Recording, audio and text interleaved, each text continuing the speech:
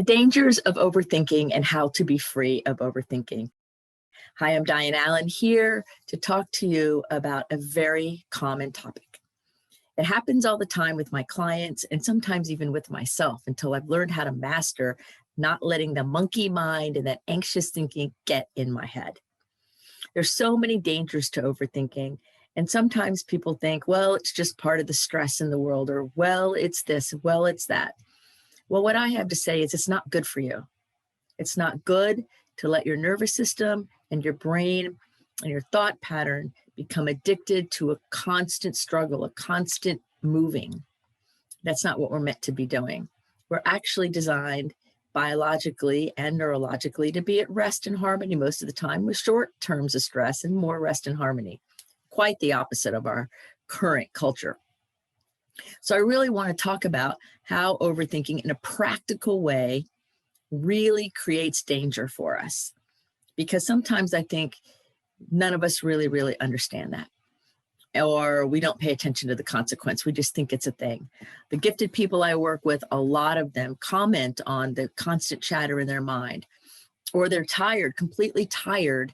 And then the moment they lay down in bed, their brain starts up again. Or they can't stop thinking to the point where it really stops them from making good decisions. And those things really impair our happiness, our success, and our ultimate fulfillment in life. So let's go over the 9 dangers and kind of see, and you can notice with me, do you have them? Have you had them? Or do you know somebody has them and they probably need to see this video or hear this podcast? The first one is it impairs your sleep. Poor sleep is one of the biggest dangers of overthinking. I used to have that struggle so often when years and years ago, actually, when I would lay down to go to bed, I would be wide awake, even though I was exhausted beforehand. Sometimes I would even wake up in the morning, in the middle of the night, early morning hours, like 2 to 3 in the morning, 4 in the morning sometimes, and then take an hour and a half or longer to go back to sleep because my brain was thinking of ideas. Now, sometimes it was thinking of creative, visionary kinds of ideas. Sometimes it was solving problems for work or a family. And sometimes it had like an anxiety that went with it. And I was just perseverating or thinking over and over and over about something. But regardless of which kind it was, I wasn't sleeping right. And it impaired my health, my happiness, my ability to function at work the way I wanted to, everything. Why? Because I didn't get the rest I needed. And you see it, there's tons and tons and tons of research, more and more about the importance of rest, especially for those of us who are intensely sensitive. We need rest. So overthinking gets in the way of your sleep. Number 2, overthinking can come from living in fear. So sometimes when we're overthinking, it's because we're afraid. Maybe we're afraid of failure, or maybe the number one fear is fear of success. Because some people have an unconscious belief system about success that they're really not paying attention to, and till they keep sabotaging. They go after something, work really hard, and then they stop, or they sabotage it, or they break it all down. Why? Because there's a belief system about success that isn't working, conscious or unconscious, and they create the self-sabotage. There's also the fear of not getting what I want. I want that raise, or I want that relationship, or I want that thing. And so I'm going to overthink about all of that. Then there's also the fear of losing what I have. That's a big one here in the United States because so many people have a lot of things. And it's, the old phrase when I was in high school and college was, he who dies with the most toys wins. It's all about getting, having more and more and more. And so the more we have, the more we're controlled by what we have. Often, not all the time. So that whole fear can keep the overthinking going. When you're asleep, wake you up, can impair you during the day. You can be having a conversation with somebody and then you just drift off to the overthinking and you completely detach from what's important. A client I had who, the dad, had 2 small children, and he said, it took 3 times for the kids to go, Dad, Dad, Dad, in order to get his attention because he was so distracted and overthinking that he was even missing his own children while he was physically playing with them because he wasn't present, it really impairs us and it really fuels that fear. Analysis paralysis is the next one, the next danger. That means I just freeze myself with my thinking. I'm overthinking so much, figuring that I end up paralyzing myself. I end up not being able to make decisions the way I want to. I end up not making good choices. I end up being stuck. Many clients over the years have come to me with that whole analysis paralysis where they're thinking so much that they're stuck in their own way and they can't get out of their own way, or at least they don't think they can. There needs to be a shift. And so when we get caught in this overthinking trap, we end up paralyzing our own ability to problem solve, to connect with people, and all of those things. It's really a danger. The next one is we start to doubt and second guess ourselves. That's so important too, because when you doubt yourself, it undermines your competence and undermines your confidence, and you end up second guessing yourself. And sometimes it can even lead to a form of imposter syndrome because I'm thinking, and I'm creating doubt, which is a distraction from who you are and what you're meant to be doing and what's happening in the world. It's so important to realize that you're valuable, you have what you need, you're fully resourced, really, and you don't need to be second guessing yourself and doubting yourself. And when we overthink things, go back over that test 500 times and recheck all the answers, right? Or keep rehashing things in our mind, we create doubt. We create that second guessing experience. It gets in the way of our life because the chances are high that most of the things you're competent in and confident about, you are competent and confident. And so even if there's a small bit of doubt or you want to double check yourself, that's totally cool. It's when the overthinking just keeps going and going and going and going and fueling this doubt and this second guessing and this imposter things, all those things. It doesn't work. It just doesn't work very well. So we want to find a different way, which I'm going to cover here in a minute. Then we have headaches. Overthinking can create headaches. Usually right here in the brain or right behind the eyes where we get these headaches. Sometimes it creates tension in the shoulders. So we get them in the back of our neck and the back of our head. But headaches can come from actually overworking what's going on. It's a signal that you need to take a break on the inside. I have a lot of friends of mine who get headaches and they just think, oh, that's just a part of life, get headaches. Well, I don't get headaches. The only headache I've ever gotten was after a car accident, and it was secondary to whiplash. It was not because I was overthinking. But I know when I had that headache and how much it hurt and how long it hurt, I really, really learned a higher level of compassion for my friends and everyone else that has headaches all the time because it hurt and it was miserable and I was disconnected from who I was. And I can't even imagine dealing with that in life every day. But understand that if you're overthinking, and some people I know brag about it, like, oh, I overthink all the time. That's not something to brag about because what you're doing is you're stressing your system. You're causing problems in your system. You're stressing it. And you don't want to do that, do you? No, you want to have a happy, healthy, fulfilled system, right? So we really have to begin to start making changes that way and not think so much. Give ourselves a break. Another cause, a danger of overthinking is stiffness in our body, stiffness in our muscles. I can usually tell if somebody's overthinking because they're all rigid. They sometimes have their fists clenched or they're really tight in there. And you can just tell that if you push them, they might fall over because there's no flexibility. You want to have flexibility in your body so your muscles will move, your body will move, you'll feel really good. And when we're overthinking, we're walking around like a stick with the head brain. And all we're doing is creating more and more rigidity and more disconnection from the moment and more, might we say, stiffness. We don't want that. We want to be free and flexible. We want to be able to be in our body, be in our world, and not have our mind running the show to the point that we're paralyzed physically, with our joints hurting, our muscles hurting. You can overthink yourself into a healing crisis. That's not the goal. It's just not the goal.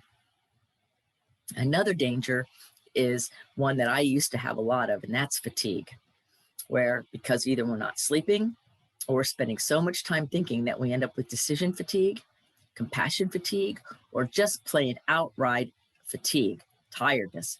I see it in people who do a lot of overthinking during the day, usually mid-afternoon.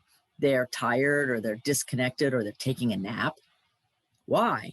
Because it takes a lot of energy to keep that going. Not worth it. So fatigue in all of its ways, compassion fatigue and decision fatigue and just physical tiredness are a danger of overthinking. So when we do it for long periods of time, we actually exhaust our neurochemistry. We exhaust our nervous system. So our vagus nerve and all the other nerves are like, what do we do? What do we do? Because it's just so much stuff. Remember, your head believes your own voice above all others. So when you're overthinking in there, whatever you're overthinking about is just polluting your whole system. And even if you're thinking about something great, overthinking can pollute and damage something that started out great, like a really exciting vacation or getting married or having friends or whatever it is, right? When we overdo it, too much of a good thing creates a problem.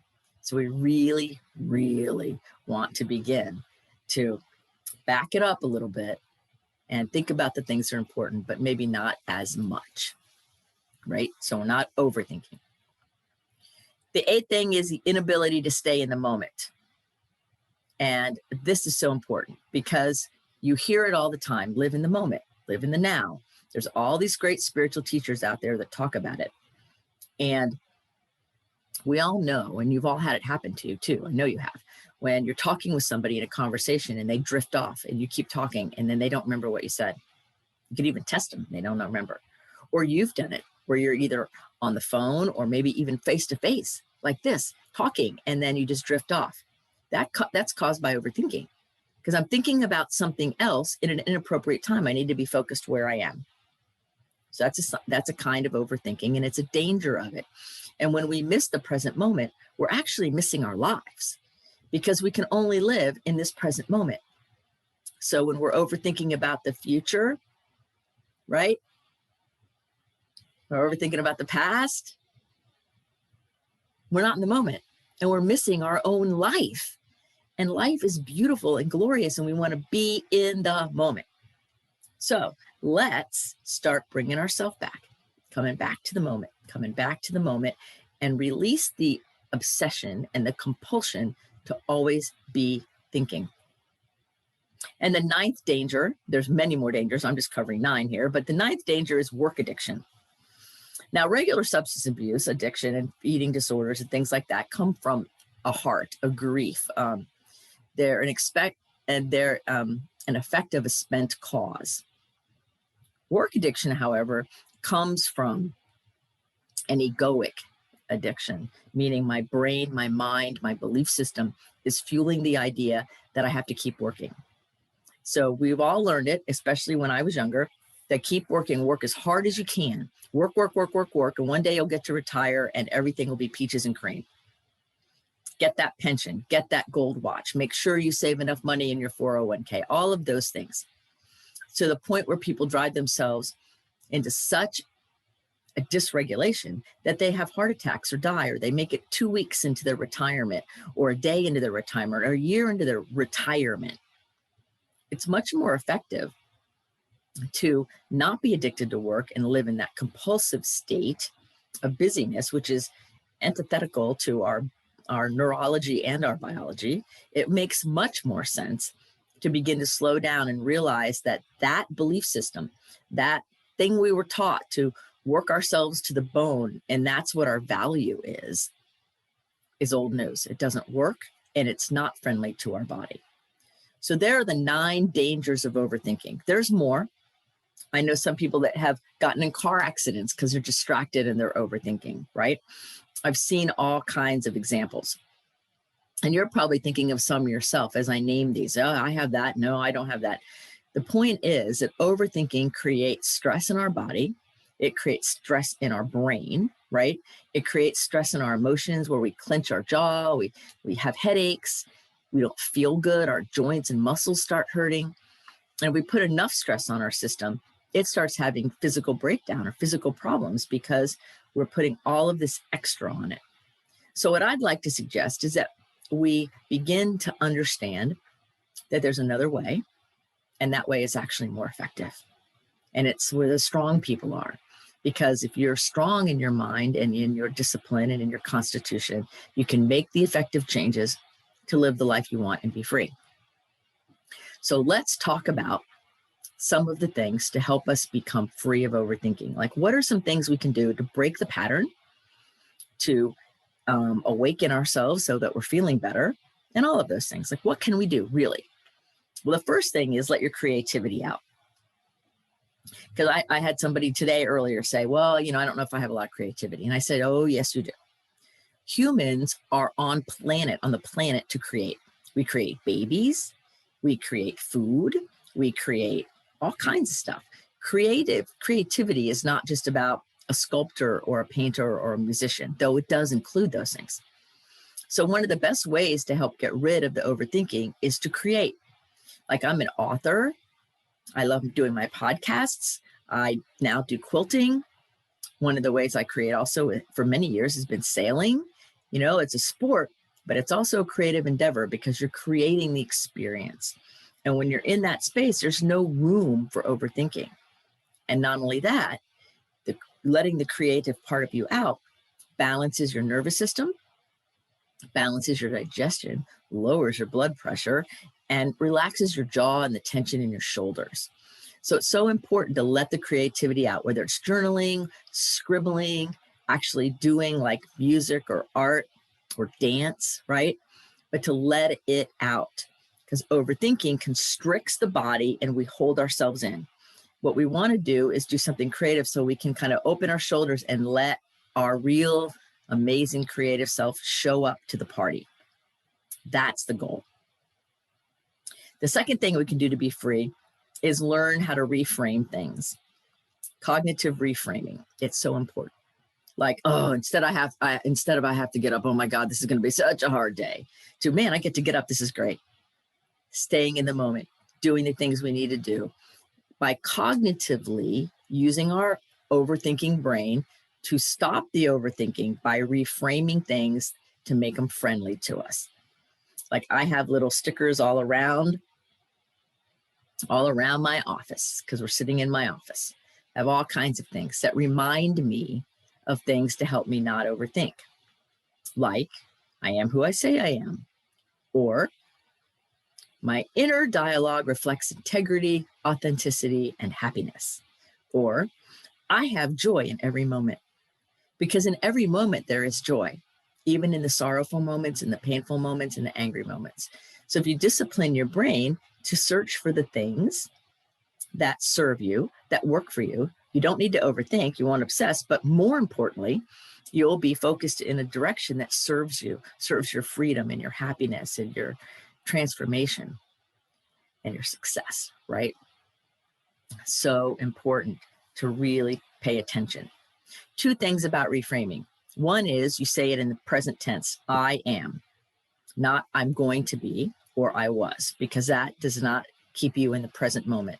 And we've already decided that one of the dangers of overthinking is getting you out of the moment. So the reframing gets you back in the moment. Now, we always want to start with I, because you want to own it. So important to do that. But you want first person present tense. The other thing that's important is to not use a negated word. A negated word is don't, can't, won't, or a general word like all or none. Like, I don't want to eat Italian is not the healthy reframe. The healthy reframe is I desire, and then what do you desire? Do you desire Thai food or Chinese food or a salad? It's not what you don't want. What do you want? Like, oh, I don't want to work 100 hours a week. A more effective reframe would be, I want to choose a career where I'm working 30 hours a week. I choose 30 hours a week instead of, I don't want to work 100 hours a week. Another example is when somebody says they're going to go to their boss and say, I want a raise. And I ask specifically how much, and they don't have an answer. And I go, well, so if your boss gave you $1 more an hour or a dime more an hour, is that good enough? What is it that you're looking for specifically? Because the more specific we can be, and the more we use positive language, not negative language, then it takes us out of that overthinking and obsessing mode, because we can be in the moment. We're clear about who we are. So it gets rid of the self-doubt. It undoes some of those fears, and it allows ourselves to live in better authenticity and integrity. So when we present to our boss, we want more money, or we start making decisions in our business to work less hours, or whatever it is, we can hold on to that integrity because we've been clear with ourselves and we're saying what we do desire, not what we don't want. The other thing is we want to connect with nature. That's a big one for me. I love the full moon. I love being out and watching the stars. I love hugging trees. Nature includes our little animals. I love my dog. I love animals. I just moved to North Carolina recently, and there's chipmunks in my backyard every day. And I go back to think, oh, look at the little chipmunks. Connecting with nature is so important to get us out of ourselves, get us out of this compulsion to think, think, think, think, think. It's so important. And so I always tell people, go outside if you're not used to it before the sun comes up and sit and watch the sunrise. Watch what happens to the sky. How many shades of green do you see during that time, that 15 minutes, 20 minutes you're out there? As the sun changes all the leaf colors, how many do you see? Or go out when there's a sunset, find a transition where you can really attune and connect with the greater universe. The elegant simplicity of our universe is absolutely stunning. And when we're connected to that and we're one with that and we're feeling unified with that, overthinking is impossible. It just drifts away. The next one to free yourself is to breathe deeply. Breathing, expanding your lungs all the way into your chest and all the way out. And exhaling a little further than you inhaled. Allowing yourself to just decompress your vagus nerve, your nervous system, allowing your cortisol level to drop, which is a stress response, and letting your body come into the moment. Just focusing on breathing in and out and in and out. It makes everything so much better. And it allows us to really, really, really experience connection to our body, our mind, our spirit, our world. It's so vital. It's vital for our success. It's vital for our freedom. It's vital for our health to be connected. And our breath is the first place we connect. The next way to free yourself is manage your calendar. And this is not just for business people. Manage your calendar. I had a client recently who just was going on and on and on. Not going to sleep till 3 a.m, even with nighttime sleeping stuff full of anxious and overthinking because they're trying to manage everything in their head. Well, I have to run this errand. I have to go to the grocery store. I have to get my hair cut. I have to do this. I have to do that. And I'm like, well, where is it written down? What? I go, you're managing life in your head. Our heads aren't meant for that. Our heads are meant for us to be able to process and function and solve problems and move forward. Remember, calm most of the time, short intervals of stress followed by recovery and calm. That's how we're designed. So when we keep so much junk in our head that there's no room for love or joy or happiness, we have totally undermined the purpose of our mind. So you write it all down, put it in a calendar. Like every Sunday, I write down what the next week is going to hold. I make sure my calendars, I make it pretty. It's all color coded, but I put everything in there. Everything. Sleep, my creative time, my food, my clients, my recording podcast time, all of it. I put it all in there. I plan out the week. And then I let that calendar help me with my decisions during the week. So I don't have decision fatigue at the end of the day because I just followed the calendar. I was able to be mindful of how I show up because I know, because it's color coded, exactly who I need to be. Is the mentor Diane showing up to this? Is it somebody who's just having Zoom tea with me and I'm just going to hang out and have tea with them? What part of me, what are the multifacets of me are going to show up for that particular meeting, right? So you manage your calendar so that you write it all down. Like, I cannot tell you everything that's on my calendar tomorrow. I know some of it, but I don't know all of it. I don't need to, because it's there.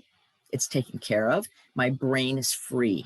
My space is free. I won't be overthinking tonight. Oh my God, what do I have to do tomorrow? Or, oh no, what do I have to wear tomorrow? Or any of that. I won't be thinking about that tonight when I go to bed. I'll be able to go into dream time, happy, calm, peaceful. So just something as simple as writing it on a calendar, even the everyday things, so that you can free up brain space for beauty and creativity and love. The next one that's a big one for me is silencing distractions.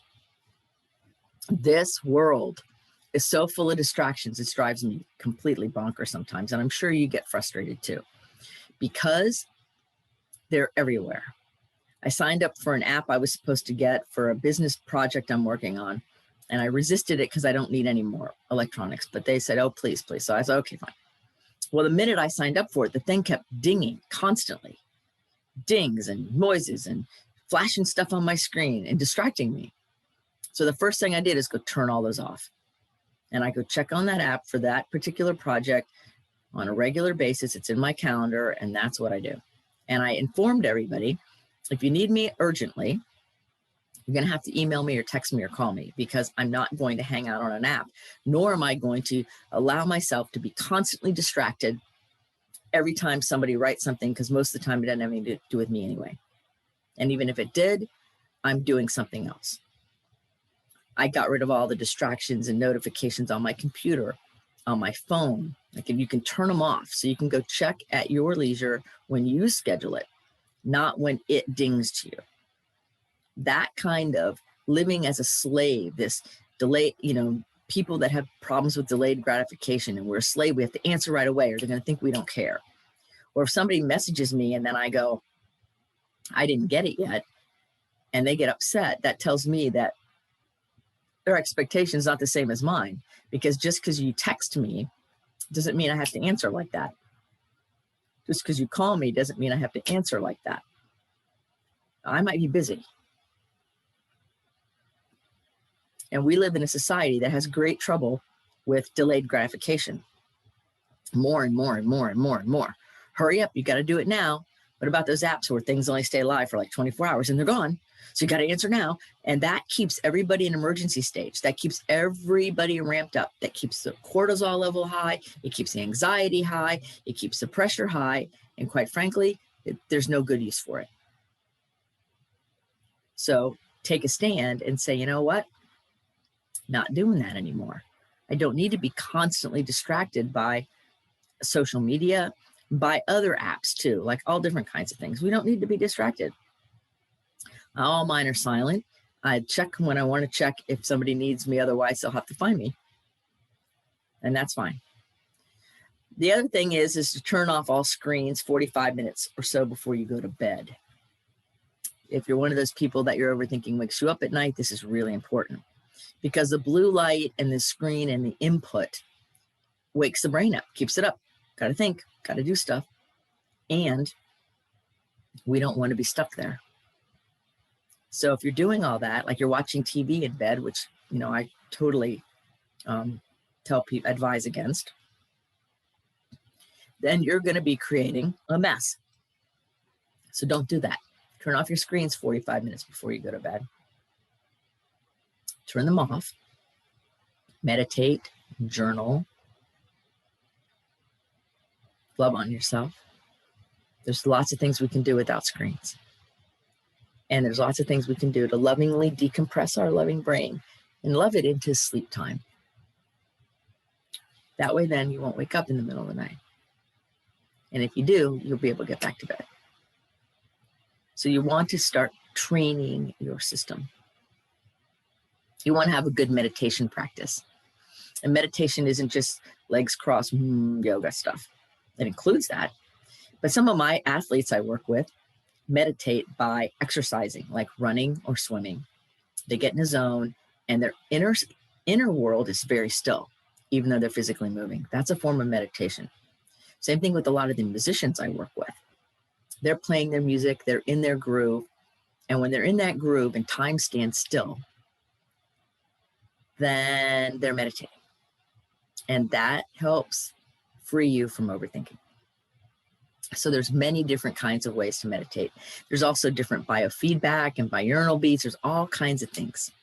You know, I use safe and sound protocol with a lot of my clients, which helps reset the vagus nerve, and it's a really good music protocol. There's all kinds of ways to help our brain come down off this addictive, compulsive overthinking cycle. But meditation is really important no matter how you do it. I do a lot of walking meditations where as I'm walking, I have a cadence to my walk, and I'll say something like every day and every way I'm getting better, better, and better. Or I'll say something like God is with me and all is well. So that as I'm walking, the cadence of my physical body and the words in my head are focusing me on the present moment doing this activity, which then undermines a compulsion to overthink. Because overthinking becomes a compulsion and an addiction. And the only way to break it is keep putting different kinds of interjections, pattern interrupts, so that it can't keep running our lives. So those are some of the solutions for those of us who overthink. Now, overthinking is common with people with an intellectual overexcitability, the gifted people that like to think a lot and ask questions and ponder and dive deep. There's something wrong with diving deep or thinking. But when it crosses the line to overthinking, where that overthinking is controlling you rather than you controlling your own thinking, now we're in trouble.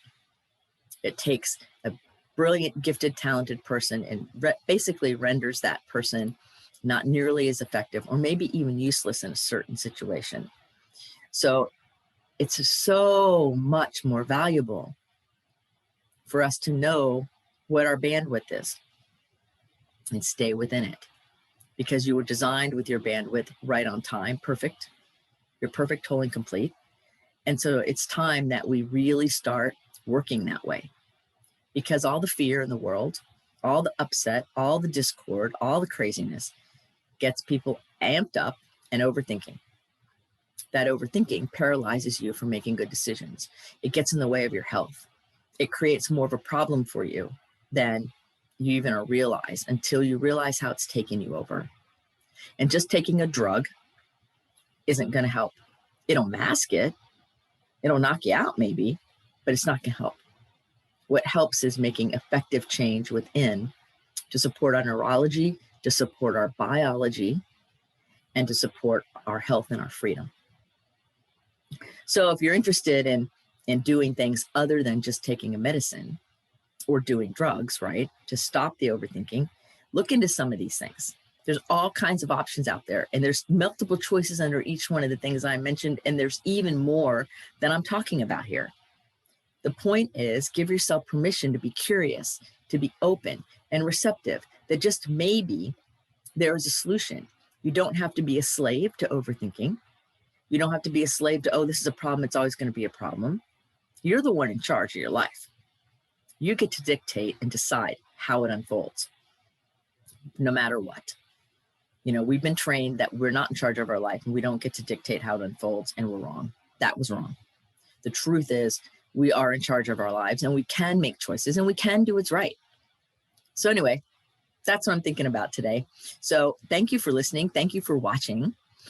And know that if you ever need any support or you're looking for some more ideas, feel free to always email me or contact me through any of my websites, because that's what I'm here for, to serve the greatest good of people, to help inspire and educate all of us so we can keep growing forward, keep going forward. And so that as we all keep moving into the next phases of our life, the next day, the next week, the next year, that we feel joyful and happy and we're fulfilled. And then that is our success. So remember to keep your face to the sun so those shadows fall behind you because you're a rock star. You are here on purpose. So let's not overthink that and just live in the flow of the beauty of your life. Until the next episode of Someone Gets Me, be well.